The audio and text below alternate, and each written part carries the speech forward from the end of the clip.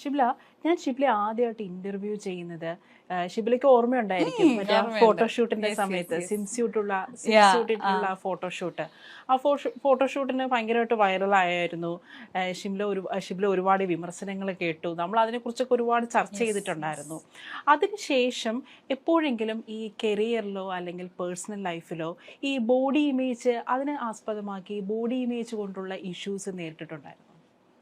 ഇല്ല, അങ്ങനെയില്ല. പക്ഷെ ചില ആൾക്കാർക്ക് ഇതെന്താന്ന് മനസ്സിലായിട്ടില്ല എന്ന് എനിക്ക് തോന്നിയിട്ടുണ്ട്. അതായത് ഞാൻ ചെയ്തത് ഒരു ഒരു സ്വിം സൂട്ട് ഔട്ട്ഫിറ്റ് ഷൂട്ട് അല്ലായിരുന്നു. ഞാൻ അന്ന് അനുവിൻ്റെ അടുത്ത് അന്നും പറഞ്ഞിട്ടുണ്ട്. അതായത് നമ്മൾ ഇപ്പോൾ തിങ്സ് ആർ ബെറ്റർ. നമ്മൾ സംസാരിക്കുന്നത് ഒരു 2 years ബാക്ക് 3 years ബാക്ക് ആണ്. അന്ന് എന്നെപ്പോലെ ഞാനൊരു മിഡിൽ സൈസ്ഡ് മനുഷ്യനാണ്. എന്നെപ്പോലെയുള്ള ഒരാൾക്ക് പോലും സ്വിം സൂട്ട്സ് അവൈലബിൾ ആയിരുന്നില്ല. ഞങ്ങളത് വളരെ തിരഞ്ഞു കണ്ടുപിടിച്ചിട്ടാണ് അന്ന് ഒരു സ്വിം സൂട്ട് ഒപ്പിച്ചത്. അതായത് ഇപ്പം എനിക്കപ്പോൾ ഞാൻ സ്വിമ്മിങ്ങിന് പോകണമെങ്കിൽ എന്തിടണം മനസ്സിലായോ? അപ്പം അതായത് അങ്ങനെ ഇപ്പോഴാണല്ലോ, അതായത് എനിക്ക് പ്ലസ് സൈസ് എന്ന് പറയുന്നതിനോടും എനിക്ക് ബേസിക്കലി താല്പര്യമില്ല. അല്ലെങ്കിൽ മിഡിൽ സൈസ് എന്ന് എല്ലാ തരം മനുഷ്യരും ഉള്ളൊരു ലോകത്ത് എല്ലാവർക്കും എല്ലാ തരത്തിലുള്ള സാധനങ്ങളും അവൈലബിൾ ആയിരിക്കണം. നമുക്ക് ഒക്കേഷണലി ഇടാൻ പറ്റുന്ന ഒരു പാർട്ടി വെയർ ഡ്രസ്സാണെങ്കിലും, സ്വിമ്മിങ്ങിന് പോകാൻ പറ്റുന്ന ഒരു ഡ്രസ്സാണെങ്കിലും, വർക്കൗട്ടിന് പോകാൻ ഡ്രസ്സ് എല്ലാം അവൈലബിൾ ആയിരിക്കണം. ചെറുപ്പത്തിൽ അങ്ങനെ ഈ ബോഡി ഇമേജ് കൊണ്ട് ഫിസിക് കൊണ്ട് ഏതെങ്കിലും രീതിയിലുള്ള ബുള്ളിങ്ങിന് അങ്ങനെ എന്തെങ്കിലും? പിന്നെ ഡെഫിനറ്റ്ലി ഞാൻ അങ്ങനെയാണ് നമ്മൾക്ക് നമ്മളെ തന്നെ വെറുപ്പാവുന്നതും നമ്മളെ ബോഡിയോടൊക്കെ നമ്മൾ അത്രയും ഹെയ്റ്റ് നമുക്ക് ഉണ്ടാവുന്നതും. ഇത് ശരിയല്ല, അത് അങ്ങനെയായിരുന്നെങ്കിൽ, ഇതിങ്ങനെയായിരുന്നെങ്കിൽ, അവിടെ അങ്ങനെ നമുക്ക് തോന്നുന്നത് ഡെഫിനറ്റ്ലി നമുക്കൊരു ദിവസം തോന്നുന്നതല്ല. ആരെങ്കിലും പറയുന്ന ഒരു കമൻ്റെന്നോ അല്ലെങ്കിൽ എവിടെയെങ്കിലും പറയുന്ന ഒരു വാക്കെന്നോ നമുക്ക് കിട്ടുന്ന ആ ഒരു ഹെയ്റ്റ് നിന്നാണ് അത് ഉണ്ടാവുന്നത്.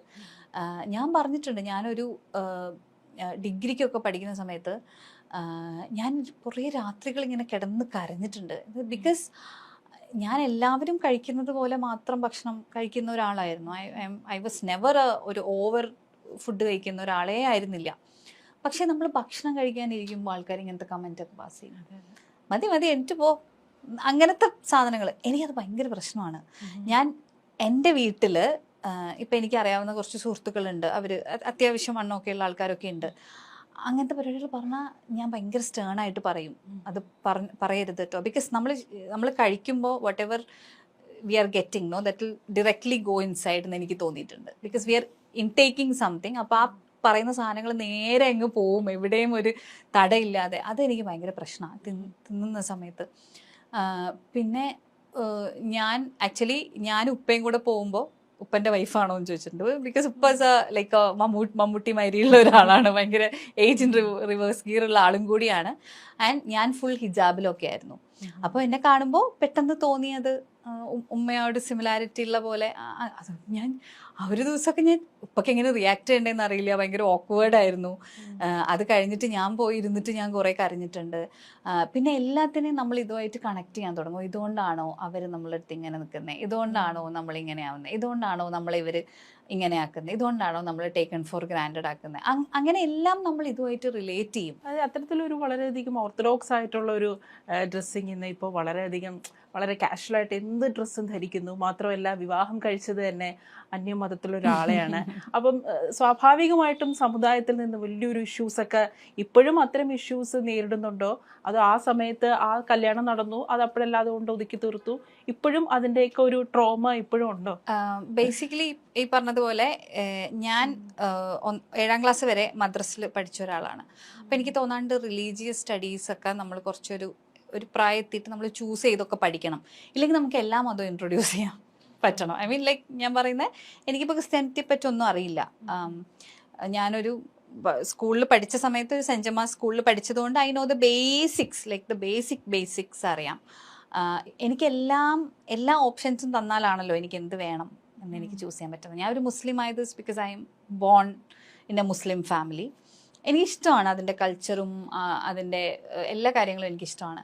പക്ഷേ ഞാൻ ഇപ്പോഴും ചോദിക്കാറുണ്ട്, ഉമ്മ ഇപ്പം എൻ്റെ അടുത്ത് പറയും നല്ല ഫ്രീഡം തന്നിട്ടുള്ള, ഇപ്പം നമ്മൾ മറ്റേ സിനിമയിൽ പറയണ പോലെ ഫ്രീഡം ശരിക്കും ഞാൻ ചൂസ് ചെയ്താണ് എന്ത് പഠിക്കണം എന്നുള്ളത്. അതൊക്കെ എൻ്റെ പ്രായത്തിൽ അന്ന് ഉണ്ടായിരുന്ന ഒരാൾക്ക് ഇറ്റ് വാസ് ഡിഫിക്കൽട്ട്. എൻ്റെ നാട്ടിൽ എൻ്റെ പോലത്തെ ഒരു വീട്ടിൽ എന്ത് പഠിക്കണം എന്ന് തീരുമാനിക്കുന്നതൊക്കെ ഒരു പ്രിവിലേജ് തന്നെയായിരുന്നു. ആ പ്രിവിലേജ് എല്ലാം അനുഭവിച്ചിട്ടുള്ള ആളാണ് ഞാൻ. എല്ലാ തരത്തിലും എനിക്ക് ഈ പറഞ്ഞതുപോലെ ഇപ്പോൾ സ്കൂൾ കഴിഞ്ഞാൽ വേറെ എവിടെയെങ്കിലും പോകാനൊന്നും അന്ന് അങ്ങനത്തെ എന്താ പറയുക ഓപ്ഷൻസോ പോസിബിലിറ്റീസോ ഒന്നും ഇല്ല. പക്ഷെ I use to go hang around with my friends and come back by 6-7 o'clock. അപ്പോൾ യൂഷ്വലി മഗ്‌രിബാവുമ്പോഴേക്ക് വീട്ടിലെത്തണം എന്നുള്ളതാണ് നമ്മുടെ ഒരു പരിപാടി. പക്ഷെ അത് കഴിഞ്ഞിട്ട് വന്ന ദിവസങ്ങളുണ്ട്. I use to inform and they use to trust me so much. അപ്പം എൻ്റെ അടുത്ത് ഉമ്മയും ഉപ്പയും പറയുന്ന കാര്യം എന്ന് വെച്ചാൽ നീ ആ ട്രസ്റ്റ് ബ്രേക്ക് ചെയ്തു എന്നുള്ളതാണ്. അത് ഒരു തെറ്റായിട്ട് തന്നെ ഞാൻ വിചാരിക്കുന്നുണ്ട്. I shouldn't have done that. അതായത് അങ്ങനെ ഒരു ട്രസ്റ്റ് ബ്രേക്ക് ചെയ്യുക, ബിക്കോസ് ദേ ട്രസ്റ്റഡ് മീ. അതെനിക്ക് അറിയായിരുന്നു. അത് ഞാൻ ഇന്ന വേ മിസ്യൂസ് ചെയ്താണെന്നൊക്കെ വേണമെങ്കിൽ പറയാം. കല്യാണം കഴിക്കുന്നത് എങ്ങനെ ഒരു ട്രസ്റ്റ്? അതായത് ഇഷ്ടമുള്ള ആളോട് ഇഷ്ടം തോന്നിയപ്പോൾ എനിക്ക് പറയാനുള്ള ഫ്രീഡം ഉണ്ടായിരുന്നു എൻ്റെ വീട്ടിൽ. പക്ഷെ എനിക്ക് അറിയായിരുന്നു പറഞ്ഞാൽ എന്താ സംഭവിക്കാന്ന്. ബിക്കോസ് അൾട്ടിമേറ്റ്ലി അവർക്ക് മതം ഒരു പ്രശ്നം തന്നെയാണ്. ഇപ്പോഴും ഉമ്മ എന്നെ വിളിച്ചിട്ട് ചോദിക്കും, എന്താണ് നെയിൽ പോളിഷൊക്കെ ഇട്ട് എങ്ങനെയാണ് നിസ്കരിക്കുക, ഒന്നും എടുക്കാൻ പറ്റൂലല്ലോ, പിന്നെ എന്താണ് ഷോർട്സ് ഒക്കെ ഇട്ടിട്ടാണ് ഫോട്ടോ ഒക്കെ എടുക്കുന്നത് എന്നൊക്കെ ഉമ്മ വിളിച്ച് ചോദിക്കും. ഉമ്മക്ക് അതൊക്കെ പ്രശ്നമാണ്. അതേപോലെ കഴിഞ്ഞ ദിവസം ഞാൻ ഹസ്ബൻഡിൻ്റെ കൂടെ അമ്പലത്തിൽ പോയൊരു ഫോട്ടോ എനിക്കിങ്ങനെ സ്ക്രീൻഷോട്ട് അയച്ചു തന്നിട്ട് ഇത് സിനിമയുടെ ഭാഗമാണോ എന്നോട് ചോദിച്ചിരുന്നു. അതൊക്കെ അവർക്ക് ഇപ്പോഴും ബുദ്ധിമുട്ടാണ്. അപ്പം എന്നെ സംബന്ധിച്ച് ഞാൻ ഇപ്പോൾ ഒരു എനർജിയിൽ വിശ്വസിക്കുന്നുണ്ട്. ആ എനർജി എനിക്ക് ഭയങ്കര ഇമ്പോർട്ടൻ്റ് ആണ്. ഞാൻ ആ എനർജിയായിട്ട് കമ്മ്യൂണിക്കേറ്റ് ചെയ്യുന്നുണ്ട് എന്നതല്ലാതെ ഞാനൊരു പർട്ടിക്കുലർ റിലീജിയൻ്റെ ഭാഗമൊന്നുമല്ല. എനിക്ക് പല മതങ്ങളിൽ നിന്നും പല സാധനങ്ങൾ എനിക്ക് ഇഷ്ടമാണ്. ഈവനിങ് പ്രെയർ അല്ലെങ്കിൽ ഡിന്നറൊക്കെ ഒരുമിച്ച് ചെയ്യുന്ന ക്രിസ്ത്യൻസിൻ്റെ ഒരു ശീലമാണെന്ന് കേട്ടിട്ടുണ്ട്. ഞാൻ അത് അപ്ലൈ ചെയ്യാൻ മാക്സിമം ശ്രമിക്കാറുണ്ട്. ഒരു നേരം ഫോണൊക്കെ മാറ്റി വെച്ച് ഒരുമിച്ചിരുന്ന് ഭക്ഷണം കഴിക്കുന്നത്, ഒരുമിച്ചിരുന്ന് പ്രാർത്ഥിക്കുന്നതും. വീറ് സ്കൂളിൽ പഠിച്ചൊരു പ്രെയർ ഉണ്ട്, അത് ഞങ്ങൾ ഒരുമിച്ച് ചൊല്ലിയിട്ടാണ് ഞങ്ങൾ ഭക്ഷണം കഴിക്കുക. അപ്പം അങ്ങനെ ബേസിക്കായിട്ട് എനിക്ക് ഇഷ്ടമുള്ള ചില കാര്യങ്ങളൊക്കെ എല്ലായിടത്തും പിക്ക് ചെയ്ത് ചെയ്യുന്നതല്ലാതെ എനിക്കങ്ങനെ ഒരു മതം അങ്ങനെ ഒരു കാര്യമില്ല. പിന്നെ എൻ്റെ അടുത്ത് പറയും ആ ട്രസ്റ്റ് ബ്രേക്ക് ചെയ്താണ് പ്രശ്നം. പക്ഷെ എൻ്റെതിന് ശേഷം എൻ്റെ കുടുംബത്തിൽ നടന്ന എല്ലാ കല്യാണങ്ങളും ലവ് മാരേജസ് ആയിരുന്നു. പക്ഷെ അതിലെല്ലാം മതം സെയിം ആയിരുന്നു. അപ്പം ഞാൻ പറയും എന്നെ അത് പറഞ്ഞിട്ട് നിങ്ങൾ പറ്റിക്കരുത്. ബിക്കോസ് പ്രണയം എന്നുള്ളതല്ലായിരുന്നു അവിടെ പ്രശ്നം. അവിടെ പ്രശ്നം റിലീജിയൻ തന്നെ ആയിരുന്നു. പക്ഷെ എനിക്കതുകൊണ്ട് അങ്ങനെ എനിക്കൊരു ബുദ്ധിമുട്ടൊന്നും ഉണ്ടായിട്ടില്ല. The only thing is that എനിക്ക് തോന്നുന്ന സമയത്ത് അവരുടെ അടുത്ത് പോകാനും അവർക്ക് തോന്നുന്ന സമയത്ത് എൻ്റെ അടുത്തേക്ക് വരാനും പറ്റാത്തൊരു സിറ്റുവേഷൻ ആണ് എന്നുള്ളതാണ്. പക്ഷെ ഞങ്ങൾ വല്ലപ്പോഴും ഒക്കെ വിളിക്കാറൊക്കെയുണ്ട്. ഇപ്പോൾ പറഞ്ഞല്ലോ, ഇപ്പം അമ്പലത്തിൽ പോയി തൊഴുകാറുണ്ട്, പള്ളിയിൽ നിസ്കരിക്കാറുണ്ട്. ഞാനും അങ്ങനെ ചെയ്യുന്നൊരു കൂട്ടത്തില്ല. അമ്പലത്തിൽ പോയി തൊഴുകും, അതുപോലെ തന്നെ പള്ളിയിൽ പോയി പ്രാർത്ഥിക്കും.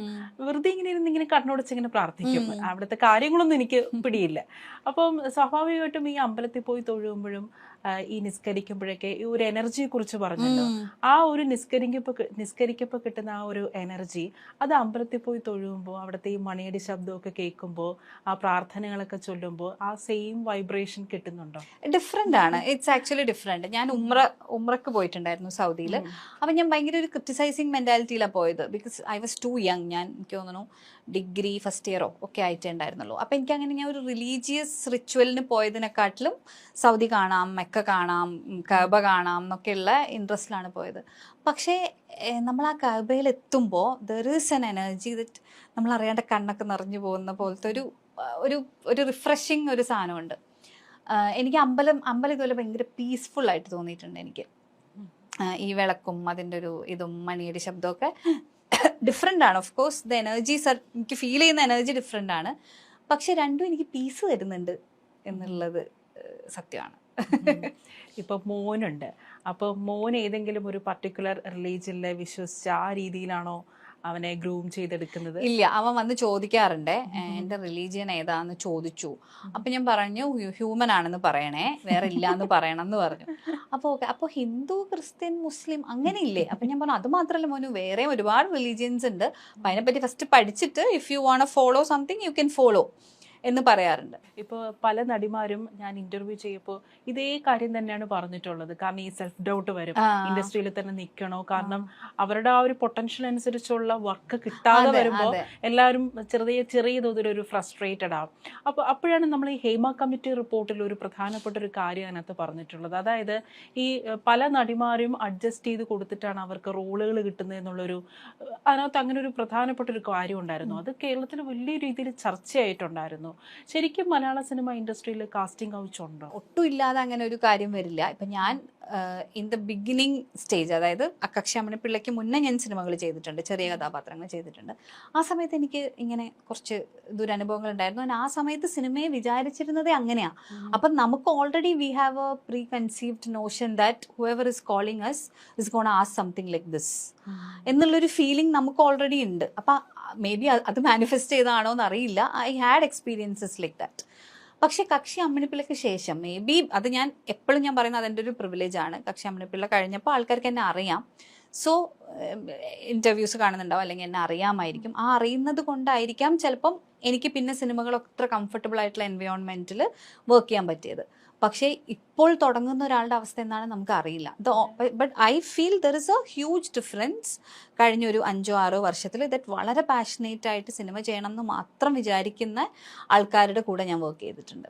അവരത്രയും പാഷനേറ്റ് ആണ്. ഇപ്പം രഞ്ജിത്ത് സാറും ബാഹുവും ഒക്കെ അടക്കം, മുഹ്സൻ, ഞാൻ വർക്ക് ചെയ്ത ഒരുപാട് പേര്, അവർ രോഹിത്, എല്ലാവരും സിനിമ ചെയ്യുക എന്നുള്ളതിൻ്റെ അപ്പുറത്തേക്ക് അവർക്ക് ഒന്നുമില്ല. അങ്ങനത്തെ ആൾക്കാരെ കൂടെ ഞാൻ വർക്ക് ചെയ്തിട്ടുണ്ട്. സോ എനിക്ക് ഉറപ്പാണ് ഞാൻ വർക്ക് ചെയ്തിട്ടുള്ള ആൾക്കാരൊന്നും അങ്ങനെ ഒരു കാര്യം ചെയ്യില്ല. പക്ഷേ ദാറ്റ് ഡസൻ മീൻ നമ്മൾ ദുബായ് കണ്ടിട്ടില്ലാത്തതുകൊണ്ട് ദുബായ് ഇല്ലെന്ന് അർത്ഥമില്ല എന്ന് പറയുന്ന പോലെ അങ്ങനെ ഇല്ല എന്നുള്ള ഒരു അർത്ഥം എനിക്കില്ല. പിന്നെ ഇതിലെ പ്രശ്നം എന്താണെന്ന് വെച്ചാൽ എപ്പോഴും ഒരു ഗ്രേ ഏരിയ ആണ്. ഇപ്പം എന്നെ ഒരാൾ വിളിച്ച് എൻ്റെ അടുത്ത് അങ്ങനെ ഒരു ആവശ്യം പറയാണ്, എൻ്റെ മൊറാലിറ്റി എന്നെ അതിന് സമ്മതിക്കുന്നുണ്ടെങ്കിൽ ഞാനത് ചെയ്താൽ എന്താ കുറ്റം എന്ന് ചിലപ്പോൾ ആൾക്കാർ ചോദിക്കും. ഐ മീൻ ലൈക്ക് ചിലപ്പോൾ അവർക്ക് മറ്റു പലതുമായിരിക്കും. അതായത് ഇപ്പൊ എന്നെ വിളിച്ച ആള്, അതെ, എന്നെ വിളിച്ച ആൾക്ക് അത് എന്നെ വിളിക്കുന്നു, അപ്പൊ എനിക്കതൊരു പ്രശ്നമല്ല. I mean I don't mind. അങ്ങനെ എൻ്റെ അടുത്ത് പല ഡയറക്ടേഴ്സും അങ്ങനെ പറഞ്ഞിട്ടുണ്ട്, ആസ് ഇൻ അങ്ങനെ പറയുന്ന കുട്ടികളുണ്ട് എന്ന്. I mean we are ready to do anything എന്ന് പറയുന്ന കുട്ടികളുണ്ട് എന്ന്. എനിക്ക് തോന്നുന്നു അവിടെയാണ് ശരിക്കുള്ള പ്രശ്നം കിടക്കുന്നതെന്നാണ്. അത് എന്താ അപ്പം സംഭവിക്കുന്നതെന്ന് വെച്ചാൽ ഈ പറഞ്ഞതുപോലെ അവിടെ ആപ്റ്റായിട്ട് വരേണ്ട ഒരാൾക്ക് പകരം ഒരു കുറുക്ക് വഴി കൂടെ ഒരാൾ വരികയാണ്. അത് പിന്നെ 10 പേരെ ഇൻഫ്ലുവൻസ് ചെയ്യും. 10 പേര് ഇൻഡസ്ട്രി ഇങ്ങനെയാണെന്ന് വിചാരിക്കും. ആ 10 പേരും ഇങ്ങനെയാണ് സിനിമയിലേക്ക് വരിക. അപ്പോൾ അങ്ങനെ ഒരു അവൈലബിലിറ്റി ഉണ്ടാകുമ്പോൾ ടാലൻറ്റ് മാത്രം നോക്കി ചിലപ്പോൾ ഒരാൾ കാസ്റ്റ് ചെയ്യില്ല. That is very dangerous. അപ്പോൾ അതൊരു സീരിയസ് ഒരു പ്രശ്നമാണ്.